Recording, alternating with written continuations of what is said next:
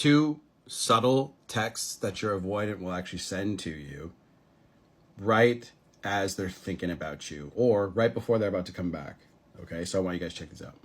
And remember, if you need coaching from me, it's in the bio. So the very first thing that they'll say to you or text you is, hey, how have you been? Or what's up? What's new?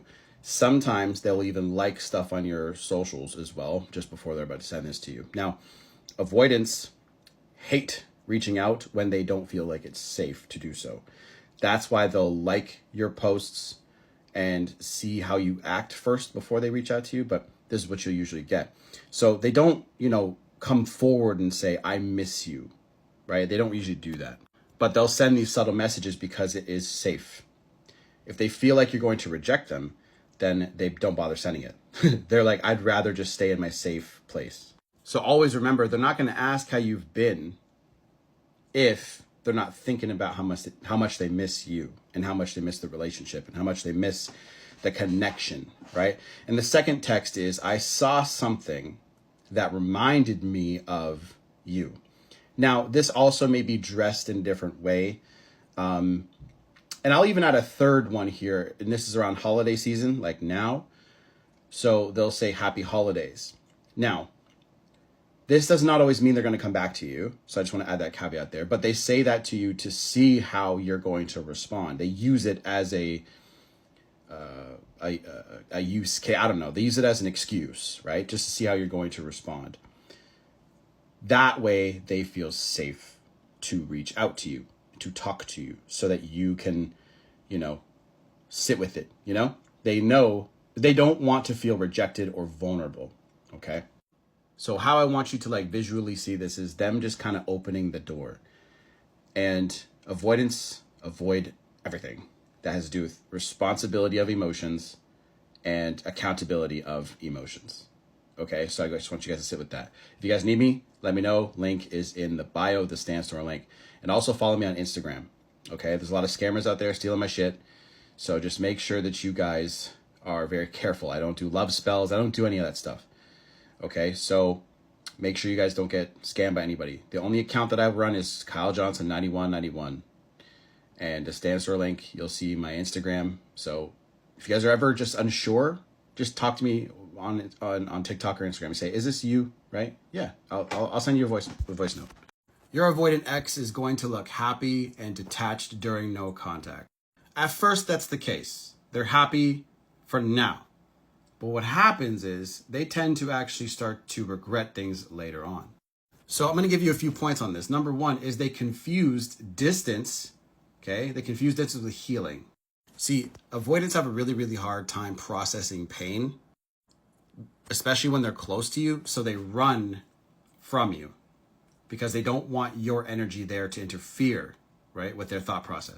So when they actually get that space, it makes them feel a lot better. So they use that distance to avoid instead of process.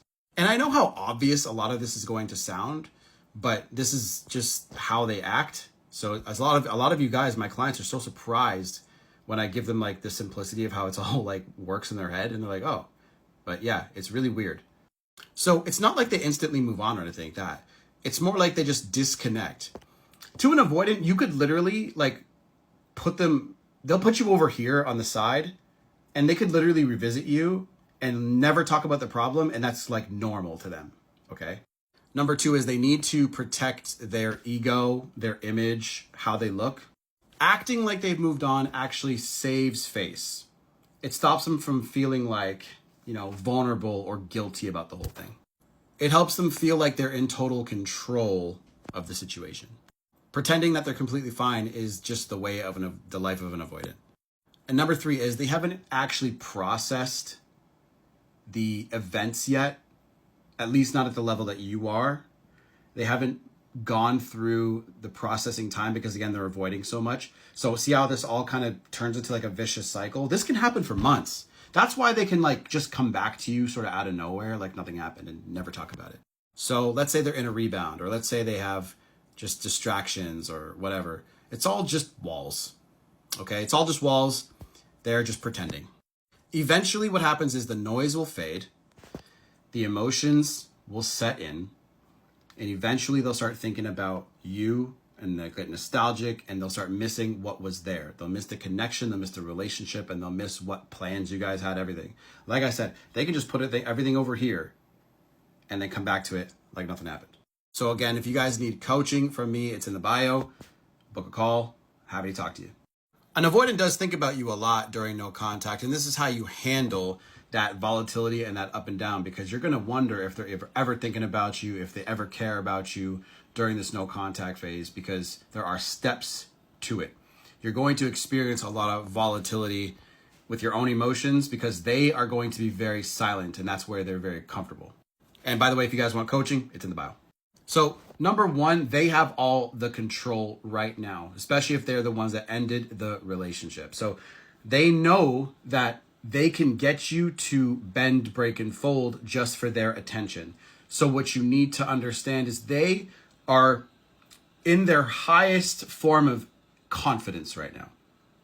And when you know that all you need to do is get them to be uncertain, that's when you have like a clear path. So that kind of leads to point number 2, is make them uncertain about you. So the first step to uncertainty is no contact, going ghost, not appearing on like socials for a bit. And then when you do reappear, you massively glow up. So obviously, if you're in the gym and all that stuff, I'll do all that. But I want you just posting that you're living your life, doing your thing, okay? Because they're going to be wondering what you're doing, regardless of if they can see you or not, because sometimes maybe they blocked you or whatever. But no contact is actually giving them that uncertainty. That's more than enough. Social media just adds a little bit extra oomph to it. But they'll be thinking about you a lot. And they're going to be, and as time goes on, they're going to be more and more curious. That is where this whole turning point happens, is curiosity. The second that they get curious, that is when you start to regain power.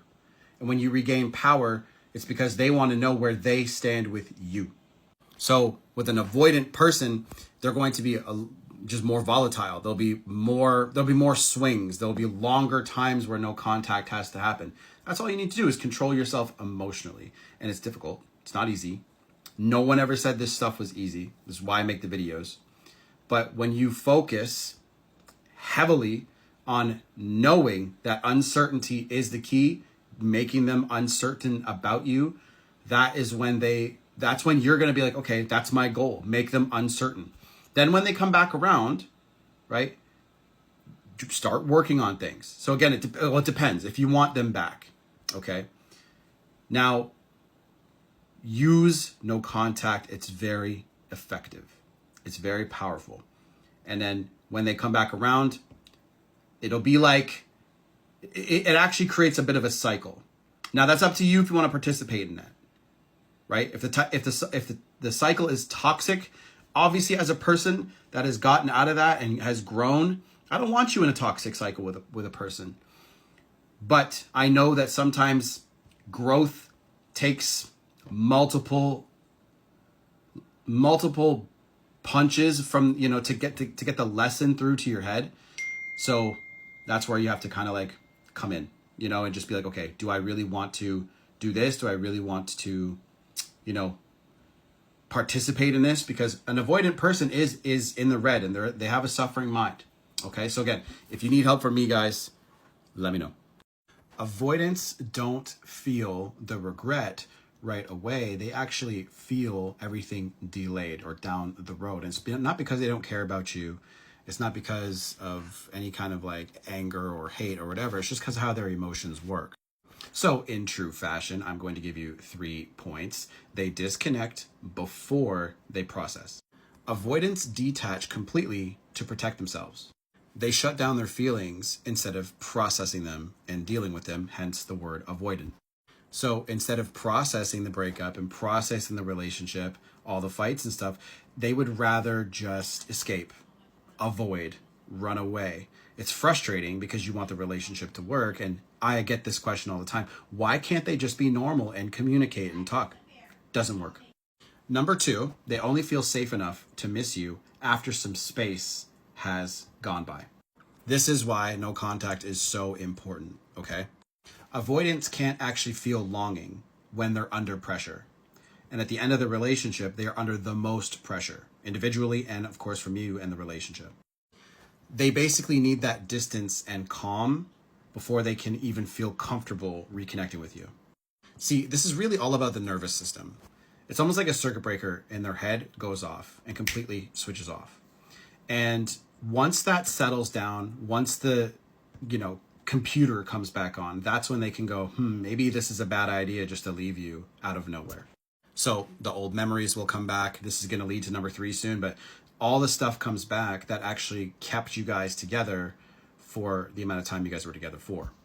So all in all, that space gives them the safety and the time and the emotional distance to get them to feel comfortable so they can talk to you again. Number 3, reality hits when their distractions stop working. The new connections, the routines, everything that they thought that they wanted when they broke up with you completely fades away and disappears. And it's because it doesn't seem like it's going to be that fun after time has gone by. Then they start getting nostalgic about you. When that noise starts to die down, they can hear and feel, mostly feel, those memories and the good stuff.